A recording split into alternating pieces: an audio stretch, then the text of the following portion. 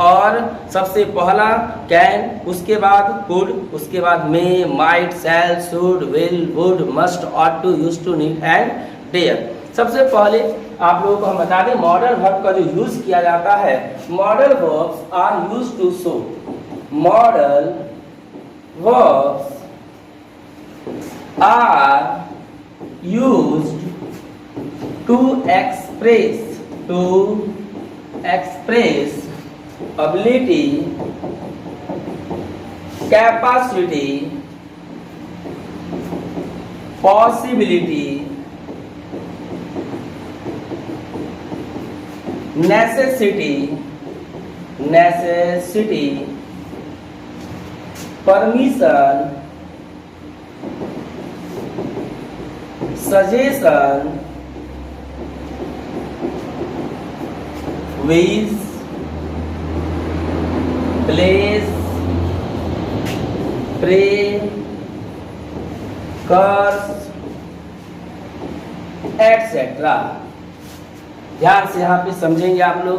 Modal verb का use अलग अलग सिचुएशंस में किया जाता है, जैसे कि एबिलिटी लिखाया गया, कैपेसिटी है, पॉसिबिलिटी है, नेसेसिटी है, permission, suggestion, advice, wish, place, pray, curse. Ability या कैपेसिटी जिसका मतलब होगा क्षमता, पॉसिबिलिटी यानी संभावना, नेसेसिटी का मतलब होगा जरूरत या आवश्यकता, परमिशन यानी अनुमति, सजेशन यानी सुझाव, विश यानी इच्छा या कामना, ब्लेस यानी आशीर्वाद, प्रे यानी प्रार्थना, कर्स यानी श्राप। अलग अलग सिचुएशंस में हम लोग अलग अलग मॉडल वर्ब्स का यूज किया करते हैं। सबसे पहला जो मॉडल वर्ब है हमारे पास, फर्स्ट मॉडल वर्ब कैन। सबसे फर्स्ट जो मॉडल वर्ब है यूज ऑफ मॉडल में नंबर 1 कैन। सबसे पहले हम लोग देखेंगे इस कैन का यूज किया कहा जाता है। कैन का यूज, सबसे पहला यूज, कैन का साउंड, कैन का रूल, सब कुछ हम लोग देखेंगे इस वीडियो में बिल्कुल डिटेल से। अगर बात करें कैन का, तो कैन का हिंदी अर्थ होता है सकना। अगर कैन से सेंटेंस बनाया जाए तो कैन का जो साउंड होगा, साउंड यानी कि पहचान, हिंदी सेंटेंस का पहचान। कैन का जो साउंड होता है, किसी भी हिंदी सेंटेंस के लास्ट में जो वर्ब दिया होगा उसी वर्ब के बाद लास्ट में सकता है, सकती है और सकते हैं। याद रखेंगे कैन का जो पहचान है, सकता है, सकती है, सकते हैं। कैन का अगर बात किया जाए रूल का, तो कैन का रूल, मॉडल वर्ब का रूल बनाने के लिए सिंपल सा एक ट्रिक है। जिस मॉडल का रूल बनाना है उसे लिख दीजिए। मॉडल के बाद हमेशा V1 का यूज होता है और किसी भी रूल के शुरू में सब्जेक्ट और लास्ट में ऑब्जेक्ट होता है। यही रूल होगा कैन का। कैन का rule subject plus can plus V1 plus object. तो ये आपको बताया गया कैन का साउंड और कैन का रूल। अगर बात किया जाए कैन का यूज कहाँ कहाँ किया जाएगा, तो कैन का नंबर 1 यूज है एबिलिटी और कैपेसिटी के लिए। Can is use to show present ability और कैपेसिटी। देखिए कैन का फर्स्ट यूज, कैन का first use number 1, can is used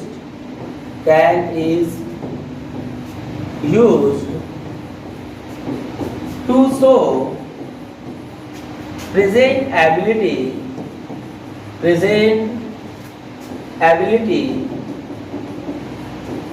और कैपेसिटी। प्रेजेंट एबिलिटी और कैपेसिटी यानी कहा जाए प्रेजेंट की क्षमता को दिखाने के लिए, प्रेजेंट की क्षमता को दिखाने के लिए कैन का यूज किया जाता है। इसी को कहा गया है एबिलिटी और कैपेसिटी।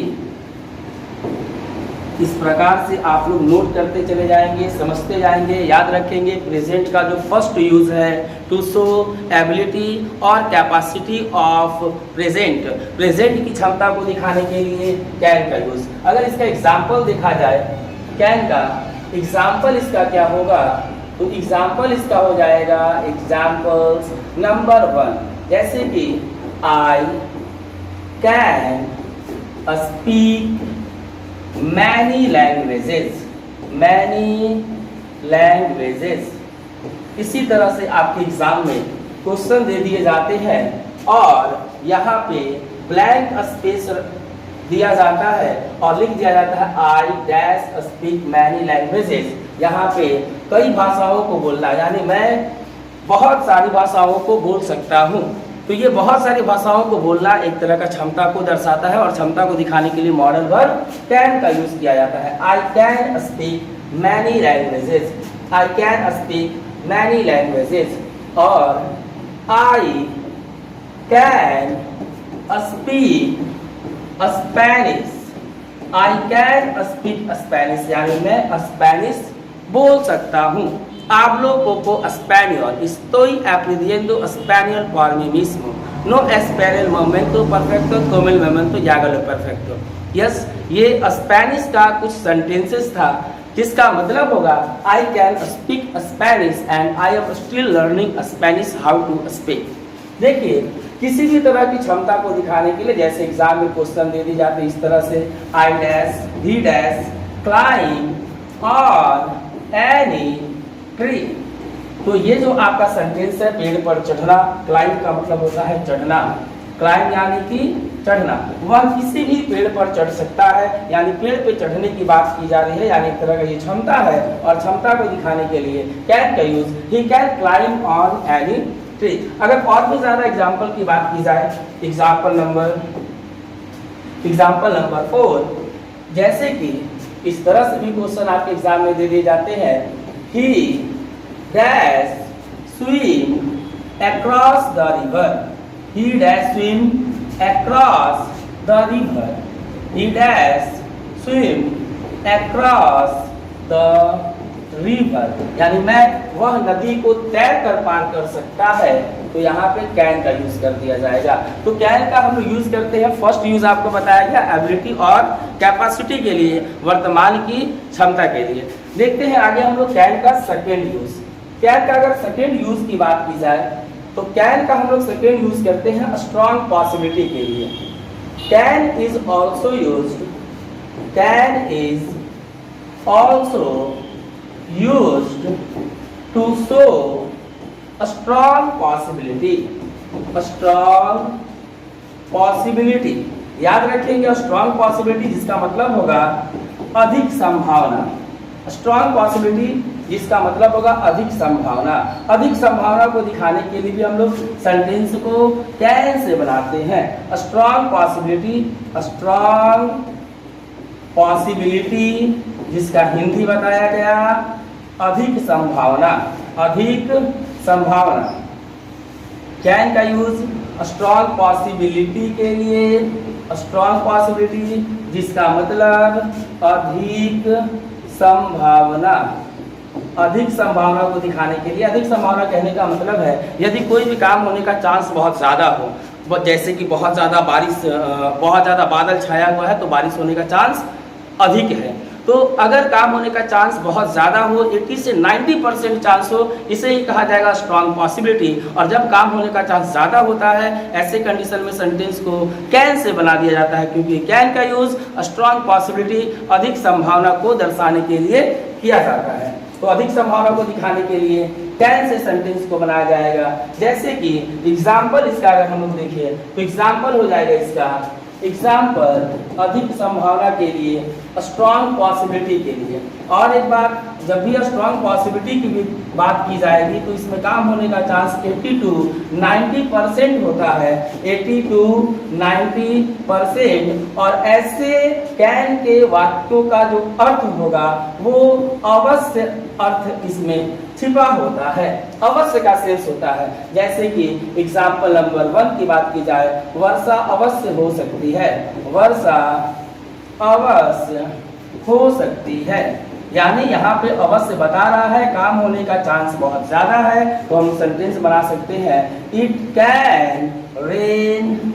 बस, इट कैन रेन, वर्षा अवश्य हो सकती है। अगर बात किया जाएगा सेकेंड एग्जाम्पल का, अगर कहा जाएगा कि वह मैच अवश्य जीत सकता है, मैच अवश्य जीत सकता है, अवश्य जीत सकता है, तो सेंटेंस बन जाएगा he can win the match, इस तरह से हम लोग स्ट्रॉन्ग पॉसिबिलिटी को दिखाने के लिए कैन का यूज़ करते हैं। फर्स्ट यूज़ आप लोगों को बताया गया एबिलिटी और कैपेसिटी, सेकेंड यूज़ बताया गया आप लोगों को पॉसिबिलिटी, और किस टाइप की पॉसिबिलिटी, स्ट्रॉन्ग पॉसिबिलिटी, यानी काम होने का चांस बहुत ज़्यादा हो 80 to 90%, और इसमें अवश्य का सेंस होता है हिंदी सेंटेंस में। नेक्स्ट अब हम लोग देखेंगे कैन का यूज़ नंबर 3। अगर बात किया जाए कैन का यूज़ नंबर 3, तो कैन का हम लोग यूज़ करते हैं can is also used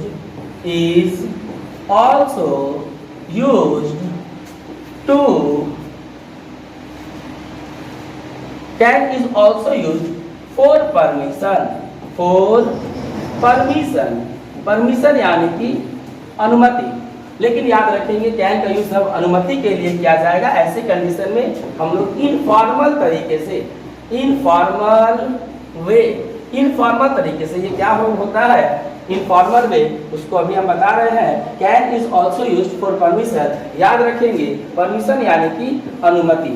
can का यूज परमिशन के लिए, और वो भी परमिशन कैसा, इनफॉर्मल वे में। इनफॉर्मल यानी कि अपने लोगों के बीच। अगर आप अपने लोगों के बीच हैं, वहां पे अगर आप परमिशन ले रहे हैं तो वहां पे आप कैन से परमिशन ले सकते हैं। क्योंकि देखिए हम लोग परमिशन लेने का काम जो है मॉडल वर्ब से अगर हम लोग परमिशन की बात करते हैं तो मे का यूज किया जाता है, जैसे कि आप लोग भी यूज करते हैं मे आई कम इन सर, मे आई कम इन, यानी वहां पे परमिशन लेने का सेंस होता है। तो परमिशन लेने के लिए मे का यूज किया जाता है, लेकिन यहाँ पे कैन वाले पॉइंट में परमिशन बताया जा रहा है। जी हाँ, कैन का यूज हम लोग परमिशन लेने के लिए तब कर सकते हैं जब हम लोग कहीं अपने लोगों के बीच हो, इसलिए इसे बताया जा रहा है क्योंकि कैन और मे दोनों से परमिशन लेने का काम किया जाता है। कैन वाले में रिस्पेक्ट नहीं होता है, लेकिन मे में रिस्पेक्ट होता है। कैन में रिस्पेक्ट नहीं होगा, यानी कि परमिशन जब आप कैन से लीजिएगा तो उसमें थोड़ा सा रूडनेस होता है, रिस्पेक्ट नहीं होता है। लेकिन मे से अगर परमिशन लिया जाएगा, अगर मे से परमिशन लिया जाएगा तो मे में पोलाइटनेस, हम्बलनेस, रिस्पेक्ट का सेंस होता है। इसलिए मे से परमिशन लेने का काम हम हर जगह कर सकते हैं, लेकिन कैन से परमिशन लेने का काम हर जगह नहीं, वहां पे करेंगे जहां पे इनफॉर्मल लोग, यानी कि इनफॉर्मली हम लोग करते हैं, जहां हम अपने लोगों के बीच में हैं। तो कैन का यूज परमिशन लेने के लिए अपने लोगों के बीच, जैसे आप फ्रेंड लोगों के साथ में है तो आप अपने फ्रेंड से बोल सकते हैं can I use your phone, can I seat beside you.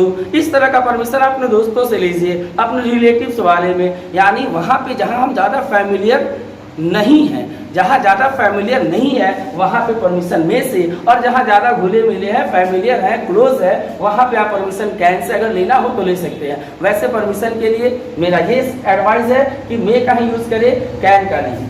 Second number, ये आपका थर्ड है। जैसे हम एग्जाम्पल के तौर पर अगर हम बात करें तो हम कह सकते हैं hello brother can I, hello brother can I use your phone.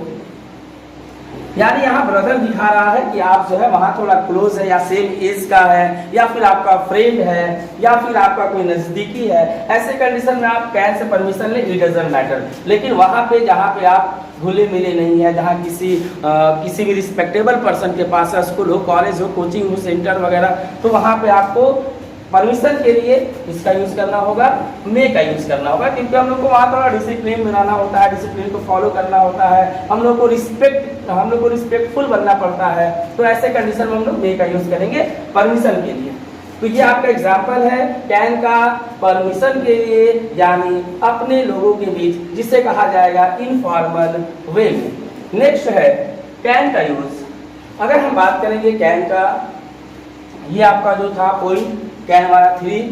Next जो होगा कैन का लास्ट यूज, और बहुत ही इंपॉर्टेंट है, जरा इसको ध्यान से देखेंगे।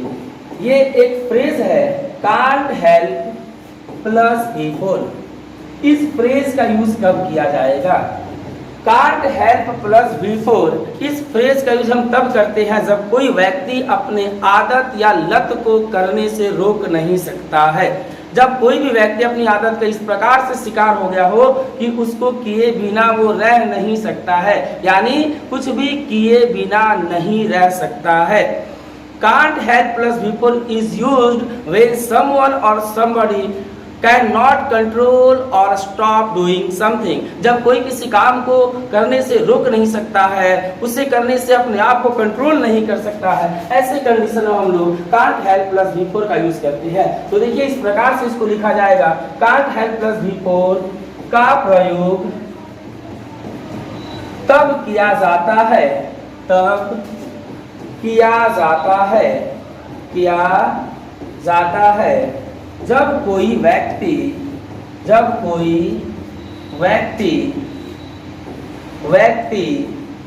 अपने आदत या लत को किए बगैर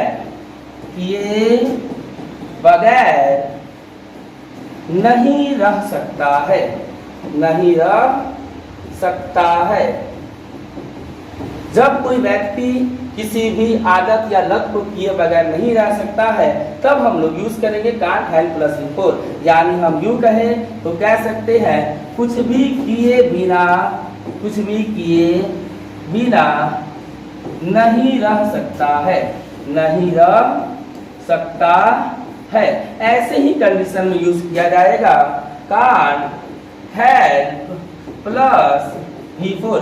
याद रखेंगे यहाँ पे ये कांट को हम लोग कैन नॉट नहीं लिख सकते हैं, कांट को यहाँ पे कांट ही लिखा जाएगा क्योंकि can't help plus before is a kind of phrase. ये एक फ्रेज है, इसको ऐसे यूज किया जाता है, कुछ भी किए बिना नहीं रह सकता है। जैसे कि अगर हम इसकी एग्जाम्पल की बात करें, कांट हेल्प प्लस बिफोर का example, can't help plus before. तो देखिए इसके एग्जाम्पल्स क्या क्या हो जाएगा। एग्जाम्पल्स नंबर 1, अगर हम यूं कहें द चिल्ड्रेन और children can't help making a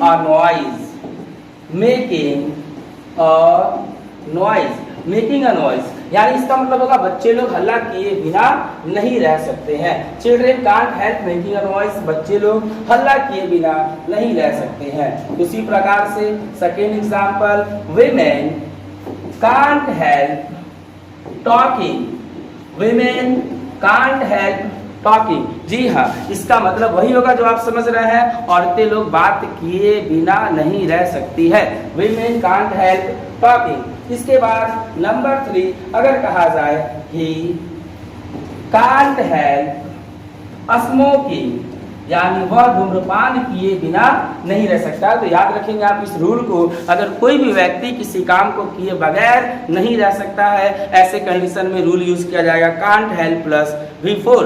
तो चलिए अगले वीडियो में फिर हम लोग मिलेंगे नेक्स्ट मॉडल वर्ब के साथ, तब तक के लिए थैंक यू।